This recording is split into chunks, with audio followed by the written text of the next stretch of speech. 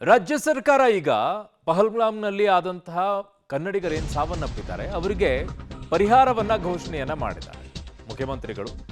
ಮೃತ ಕುಟುಂಬಗಳಿಗೆ ರಾಜ್ಯ ಸರ್ಕಾರದಿಂದ ಪರಿಹಾರ ಘೋಷಣೆಯಾಗಿದೆ. ಈಗ ತಲಾ 10 ಲಕ್ಷ ರೂಪಾಯಿ ಪರಿಹಾರವನ್ನ ಸರ್ಕಾರ ಘೋಷಣೆ ಮಾಡಿದೆ. ಒಟ್ಟು 3 ಕನ್ನಡಿಗರು ಸಾವನ್ನಪ್ಪಿರೋದು. ಅವರಿಲ್ಲೀಗ ಮೂವರಿಗೂ ಕೂಡ ಕುಟುಂಬಕ್ಕೆ ರಾಜ್ಯ ಸರ್ಕಾರ ಪರಿಹಾರವನ್ನ ಘೋಷಣೆ ಮಾಡಿದೆ. ತಲಾ 10 ಲಕ್ಷ ರೂಪಾಯಿಯನ್ನ ಪರಿಹಾರವನ್ನ ರಾಜ್ಯ ಸರ್ಕಾರ ಈಗ ಘೋಷಣೆಯನ್ನ ಮಾಡಿದೆ.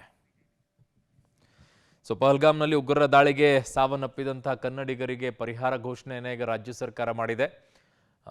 ರಾಜ್ಯದಿಂದ ಈಗ 3 ಸಾವನ್ನಪ್ಪಿದ್ರು, ಅವರಿಗೆ ತಲಾ 10 ಲಕ್ಷ ರೂಪಾಯಿಯನ್ನ ಪರಿಹಾರವನ್ನ ರಾಜ್ಯ ಸರ್ಕಾರ ಘೋಷಣೆ ಮಾಡಿದೆ.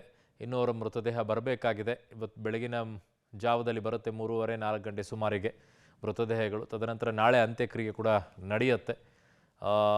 ಅಂತ್ಯಕ್ರಿಯೆ ನಾಳೆ ನಡೆಯುತ್ತೆ. ಜೊತೆಗೆ ಅಲ್ಲಿ ಸಿಕ್ಕಾಕೊಂಡಿರುವಂಥ ಕನ್ನಡಿಗರನ್ನು ಕರೆತರುವಂಥ ಕೆಲಸವನ್ನು ಕೂಡ ಸಂತೋಷ್ ಲಾಡ್ ಅವರು ಮಾಡ್ತಾ ಇದ್ದಾರೆ. ನಾಳೆ ಬೆಳಗ್ಗೆ ಅವರು ಕೂಡ ಬರ್ತಾರೆ.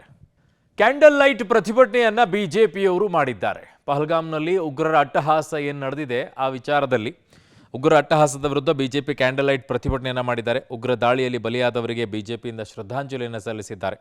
ಬಿಜೆಪಿ ಕಚೇರಿಯ ಮುಂಭಾಗದಲ್ಲಿ ಶ್ರದ್ಧಾಂಜಲಿ ಆಗಿದೆ. ತೋಳಿಗೆ ಕಪ್ಪು ಬಟ್ಟೆಯನ್ನು ಕಟ್ಟಿಕೊಂಡು ಪ್ರತಿಭಟನೆಯನ್ನು ಮಾಡಿದ್ದಾರೆ.